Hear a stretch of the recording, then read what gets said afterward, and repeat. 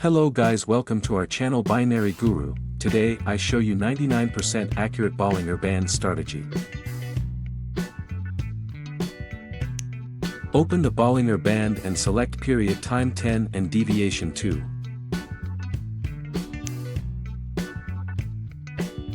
If the market touched the lower band continuously 3 times, it means market going to up direction for 5 minutes.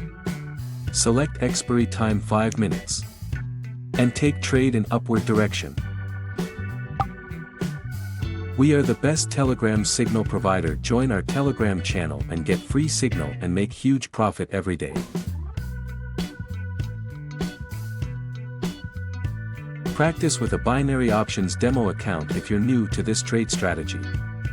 The losses you take when you're inexperienced won't sting as badly if they're paper money. As with any investment, there are pros and cons, risks and rewards here.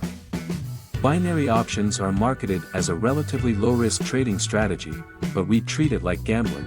Don't put up more than you can afford to lose. Traders can customize Bollinger Bands to suit different trading styles and preferences. Traders can adjust the look-back period for the simple moving average, SMA, and the number of standard deviations used for calculating the upper and lower bands.